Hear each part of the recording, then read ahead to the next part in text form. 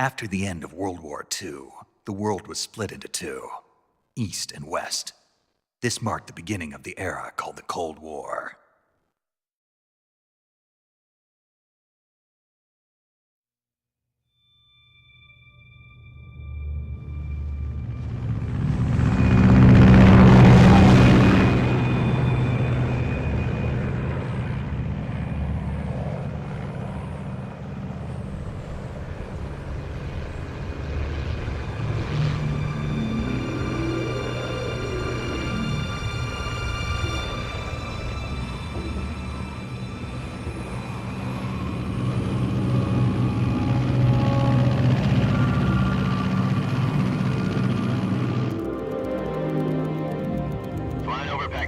Altitude 30,000 feet.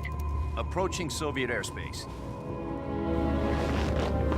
20 minutes to drop off. Commencing internal depressurization. Equipment check. Arm main parachute. All right. You ready to go? Drop zone still showing a high pressure mass. Cav okay. Good. We've got high visibility.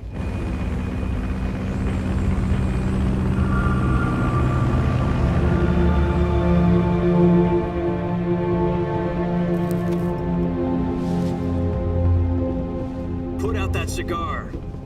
Connecting oxygen hose to interior connector.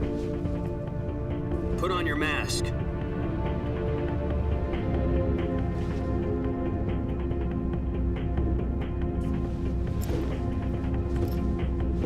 Does this panty waste know what he's doing? Approaching release point. 10 minutes to drop off. Hey, are you deaf? He said put out the cigar and put on your mask.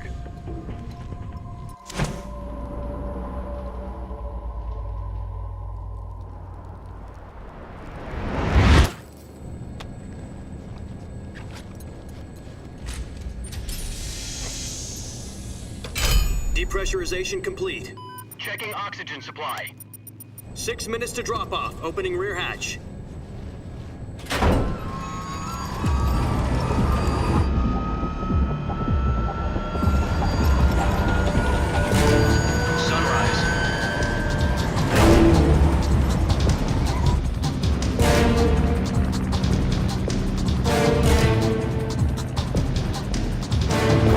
Temperature minus 46 degrees Celsius.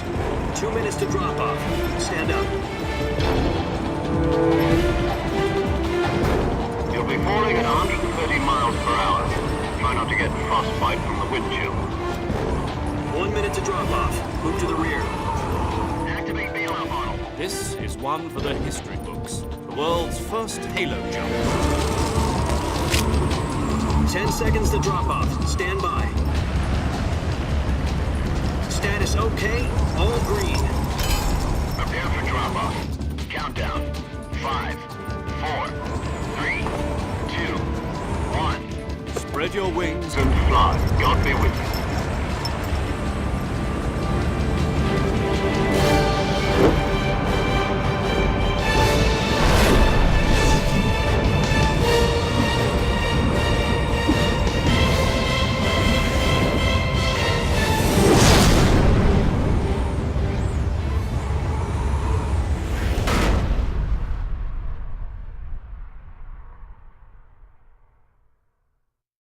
Jack, I've got some important news. The head of the CIA has finally given us the green light for the Virtuous mission. Virtual mission? No, the Virtuous mission. The future of our Fox unit depends on it. If it succeeds, we'll be officially organized into a unit. Virtuous mission? Sounds like some kind of initiation ritual. You know, don't get cocky. This isn't a training op. Right. So what exactly is this wonderful mission? Well, about 2 years ago, a certain Soviet scientist requested asylum in the West through one of our moles. His name is Nikolai Stepanovich Sokolov. He's head of the OKB 754 Design Bureau, one of the Soviets' top-secret weapon research facilities, and the East's foremost expert on weapons development. Sokolov? Isn't he that famous rocket scientist? The very same. On April the 12th, 1961, the Soviets achieved the first manned spaceflight in history. The Earth was blue, but there was no God. Well spoken.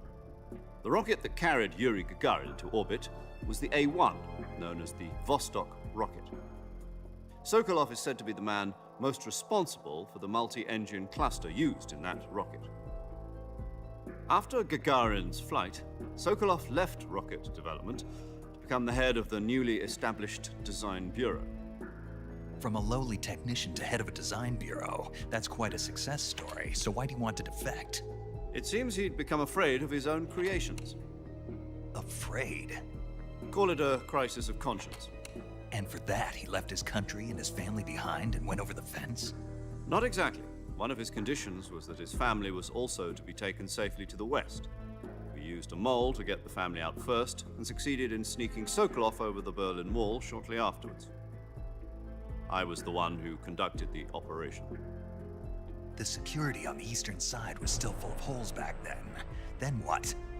We got Sokolov over in one piece, but the whole ordeal had left him exhausted, and we checked him into a hospital in West Berlin. It took him 2 weeks and more than 600 miles to get from the research facility in the Soviet Union to Berlin. He was in no condition to say anything coherent. And it was only a week later that we had something much bigger on our hands. The Cuban Missile Crisis.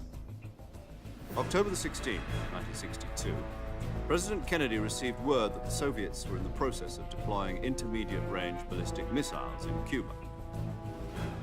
The President demanded that the Soviets dismantle and remove the missiles. At the same time, he announced a naval blockade to prevent further missile shipments from reaching Cuba. But the Soviets didn't back down, instead placing their armed forces on secondary alert. Soviet transport ships carrying missiles continued on course towards Cuba. US and Soviet forces went on alert for an all-out nuclear war. Frantic negotiations were conducted through the UN's Emergency Security Council and unofficial channels to end the hair-trigger standoff. Finally, on October the 28th, the Soviet Union agreed to remove its missiles from Cuba, and so the world avoided a nuclear holocaust. But in order to get the Soviets to pull their missiles out, we had to make a deal. You mean the one where the US agreed to remove its IRBMs from Turkey? No. The Jupiter IRBMs deployed in Turkey were obsolete, and we were going to get rid of them anyway. They had no strategic value whatsoever to either the US or the Russians. The Turkey deal was a ruse, a cover story that was fed to the other intelligence agencies around the world. So what did the Russians really want? Sokolov. They wanted us to return Sokolov. You mean the Soviets pulled out of Cuba just to get their hands on Sokolov? That's right. What the hell was he working on? At the time, we had no idea. We were running out of time. It was either give up Sokolov or risk full-scale nuclear war. In the end, we had no choice. President Kennedy gave in to Khrushchev's demand. The next day, I got Sokolov out of the hospital, handing him over to agents on the eastern side. Sokolov kept on screaming, "Save me," until he disappeared from my sight. Then a month ago, we received some new information from one of our moles. About Sokolov? Yes. He was taken back to the research facility and forced to continue working on the weapon in question under KGB supervision. What's more, it's on the verge of completion. So what kind of weapon is it? Something to do with space rockets? No, missiles. Same technology. I guess you're right. We don't know the details, but it appears to be a new kind of nuclear device. For half a year now, the Soviets have been conducting frequent nuclear tests at Semipalatinsk. Something to do with the weapon, I assume. We're talking about a secret weapon so big that Khrushchev was ready to pull out of Cuba to get it back. Is Sokolov still in the facility? No. According to our intelligence, he's in Selinoyarsk, a place in the mountains about 3 miles to the west that's known as the Virgin Cliffs. The Virgin Cliffs. Nice name for a virtuous mission. They moved him there just recently. Why? Apparently, they're conducting a field test of the weapon, but it's our best chance to get him back. This mission would never have been possible if he was still in the research facility. This is our last chance. Sokolov must have known that too when he contacted us.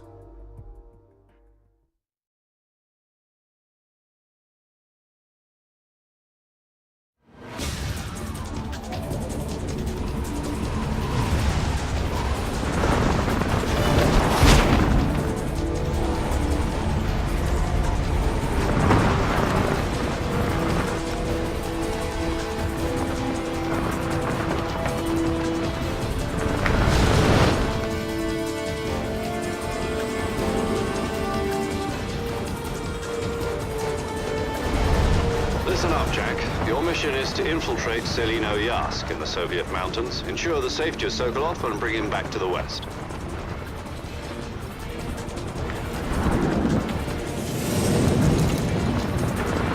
If we don't get Sokolov back before that weapon is complete, we'll be facing a major crisis. The clock is ticking.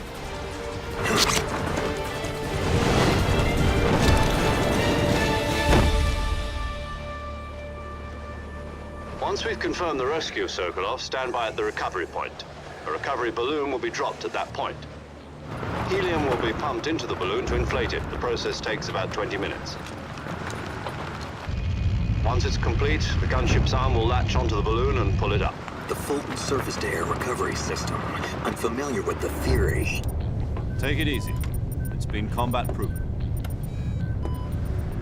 Do you think Sokolov is up to it? The shock will be less than during a parachute jump, and the arm can handle up to 500 pounds. So you're planning on going over the border in a single combat talon? She's equipped with two 6-barrel 20mm Vulcan cannons, as well as two 40mm machine guns. Sounds like she could hold her own against a battalion of tanks. Even with the fuel in the reserve tank, we're facing a 4-hour time limit. If all goes well, it shouldn't take more than a few hours. Home in time for dinner. But if anything goes wrong, you'll be eating dinner, breakfast, and all the rest of your meals in the jungle.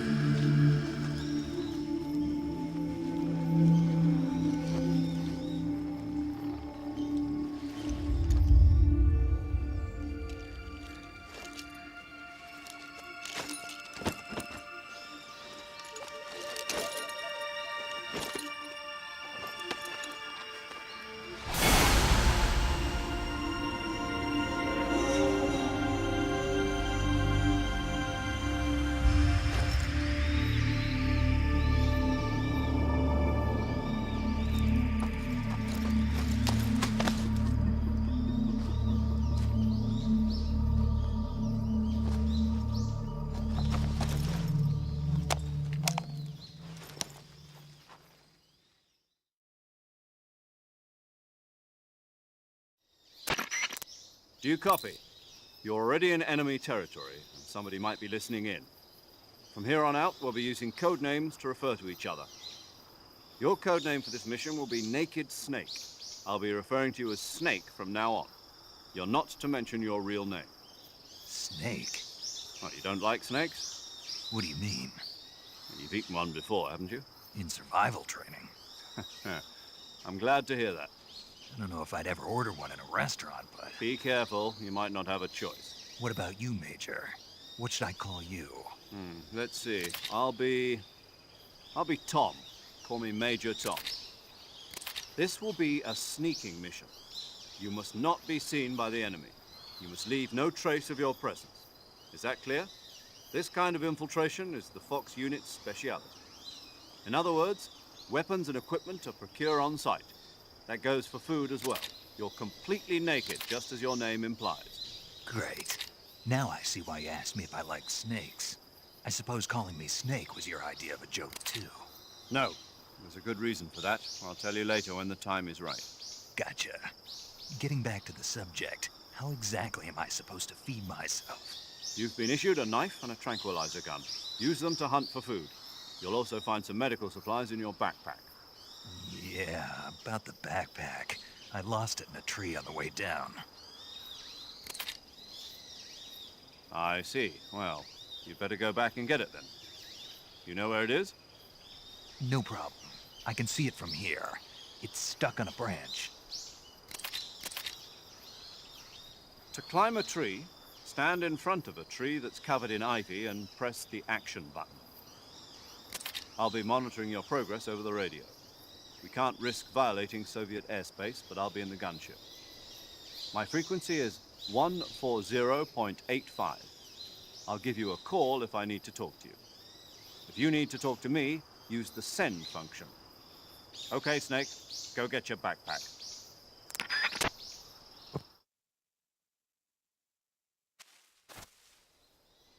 Ja, liebe Freunde, und damit einen wunderschönen guten Tag. Hier ist wieder euer Ulti von Immer am Limit. Und damit erstmal recht herzlich willkommen zu einem neuen, freshen Gameplay hier im Metal Gear Solid 3 Snake Eater. Ein Spiel, was ich damals, ich weiß gar nicht, wie oft gesuchtet habe, wie oft durchgespielt habe. Mittlerweile wirklich eine Rarität, dieses Game. Und sehr beliebt in der Fangemeinde, was das Metal Gear angeht. Ihr seht, die Grafik ist natürlich im Vergleich zu heutigen Spielen nicht mehr so dolle, aber damals auf der PlayStation 2 war das natürlich ein grafisches Leckerbissen, sag ich mal. Ja, nichtsdestotrotz, wir wollen das Game mal wieder spielen, hab's Ewigkeit nicht mehr gesuchtet, hab da richtig Bock drauf. Und ja, der Major Tom bzw. Major Zero sagte, wir sollen jetzt unseren Rucksack holen. Da oben hängt er auch schon, ihr seht's. Rechts neben dem Kopf von Snake, da hängt der Rucksack, den werden wir uns jetzt besorgen und dann werden wir uns direkt auf den Weg machen, Sokolov zu befreien. Ich will gar nicht lange schnacken, beziehungsweise habe auch gar nicht die Möglichkeit hier lange Kommentare abzugeben, denn ihr habt es ja gerade schon mitbekommen, die ersten Cutscenes waren so lang, dass man ja gar nicht groß reden kann. Aber dieses Spiel ist ja auch dafür bekannt, lange und geniale Cutscenes zu haben. Dementsprechend würde ich an dieser Stelle auch direkt mich schon mal für diese erste Folge hier verabschieden. Denn jetzt gleich kommt wieder eine ziemlich lange Cutscene und dementsprechend würde ich sagen, wir sehen uns dann in der zweiten Folge wieder. Viel Spaß jetzt mit der Cutscene und bis zur nächsten Folge. Haut rein, meine Lieben.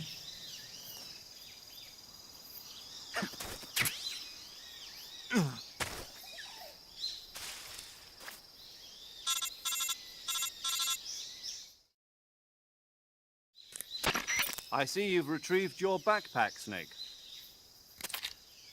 To equip a weapon, it's necessary to take it out of your backpack.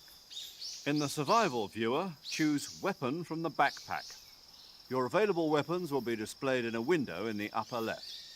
From that list, choose the weapon you want to equip and press the Enter button. For other equipped items, just do the same thing from Item. Got it. Use the survival viewer backpack.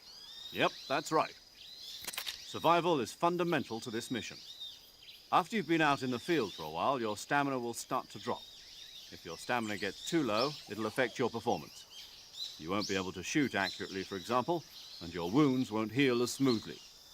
Keep an eye on your stamina so you don't run out. To recover lost stamina, you can hunt for local flora and fauna. You can use either your tranquilizer gun or your knife to hunt.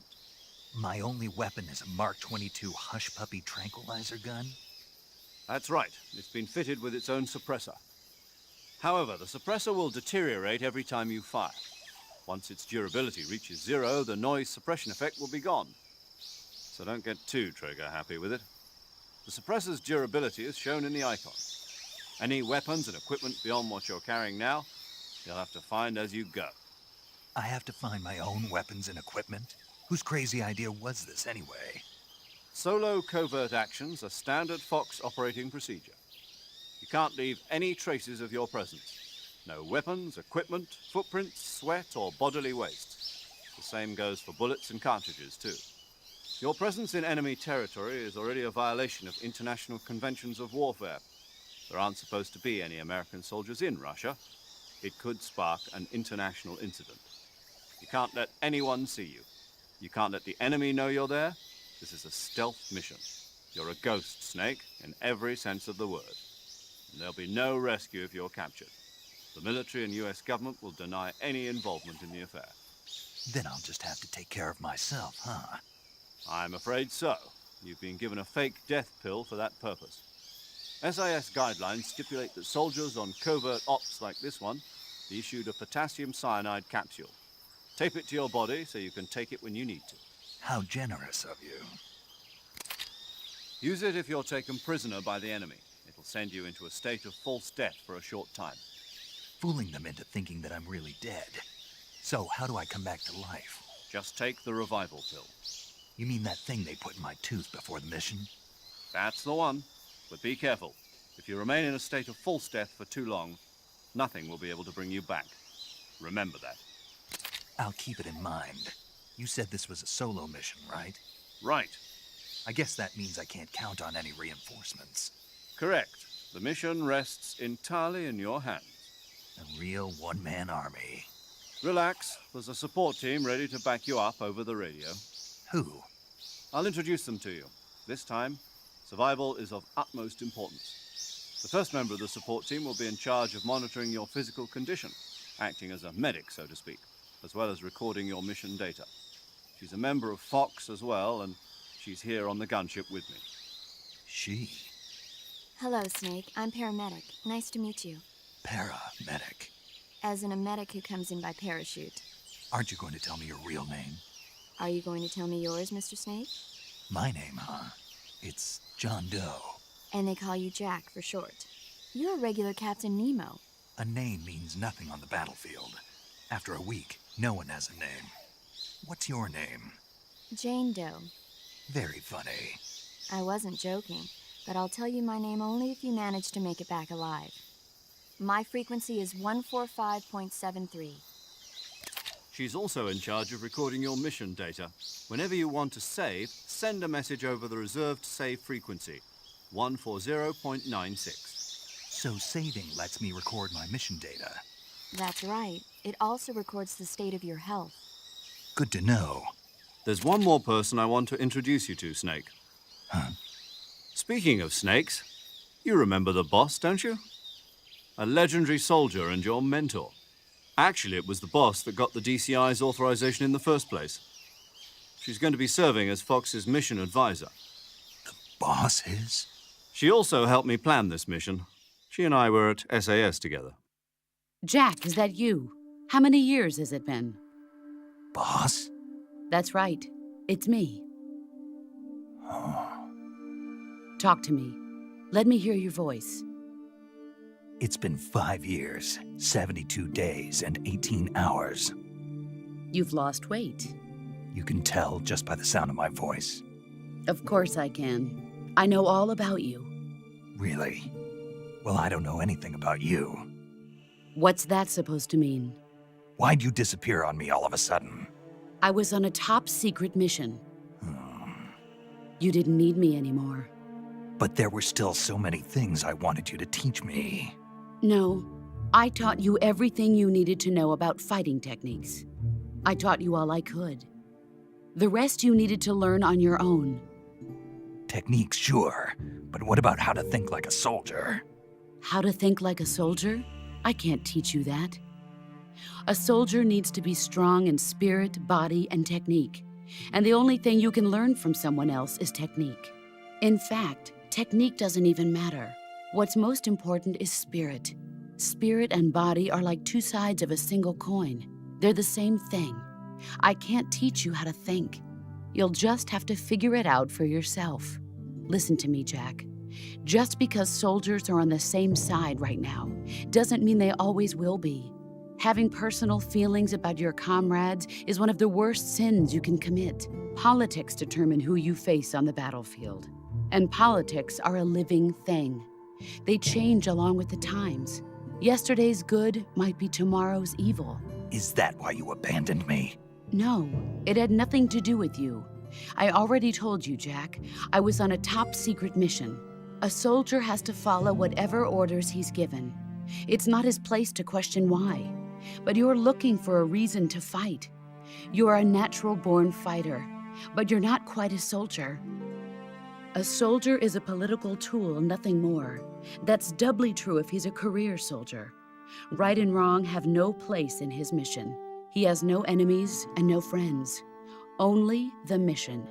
You follow the orders you're given. That's what being a soldier is. I do whatever I have to get the job done. I don't think about politics. That's not the same thing. Sooner or later, your conscience is going to bother you.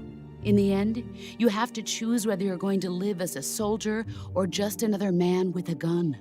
There's a saying in the Orient, loyalty to the end. Do you know what it means? Being patriotic. It means devoting yourself to your country. I follow the president and the top brass. I'm ready to die for them if necessary. The president and the top brass won't be there forever. Once their terms are up, others will take their place. I follow the will of the leader, no matter who's in charge. People aren't the ones who dictate the missions. Then who does? The times. People's values change over time, and so do the leaders of a country. So there's no such thing as an enemy in absolute terms. The enemies we fight are only enemies in relative terms, constantly changing with the times. As long as we have loyalty to the end, there's no point in believing in anything, even in those we love. And that's the way a soldier's supposed to think? The only thing we can believe in with absolute certainty is the mission, Jack. All right, but do me a favor. What is it? Call me Snake. Snake. Oh, right. Your code name is Snake. It suits you well. That's right. The legendary unit that the boss put together during World War II was a snake. The Cobra unit, a group of heroes that brought the war to an end and saved the world. As long as you've got a legendary hero backing you up, you'll be fine. Isn't that right, Snake? Yeah, I can't think of anyone else I'd rather have with me. Oh, and one more thing, boss. Yes? It's good to hear your voice again. Same here. After all, who knows if either of us will make it out alive? Snake, you are always best at urban warfare and infiltrating buildings. But this is the jungle. Survival is going to be key. Those CQC techniques I taught you are sure to come in handy. CQC? Close quarters combat, huh? I've been in the Green Berets for the past few years. I'm probably pretty rusty. Not to worry. I'll be here to help you remember. After all, this is your first actual survival mission. I'll be supporting you over the radio. Where are you, boss? Next to the Major? The boss is communicating with us by radio from aboard a Permit-class submarine in the Arctic Ocean. My frequency is 141.80. Call me if you need my advice on battle techniques. Gotcha. Your mission is to retrieve Dr. Sokolov. Dr. Sokolov is being held in an abandoned factory located to the north of your current position. Avoid heavy combat and don't let anyone see you. Don't forget that this is a stealth mission.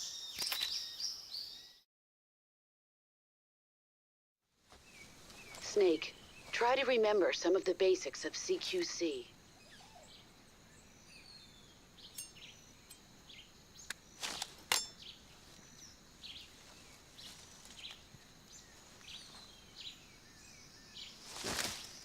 Commencing Virtuous mission now.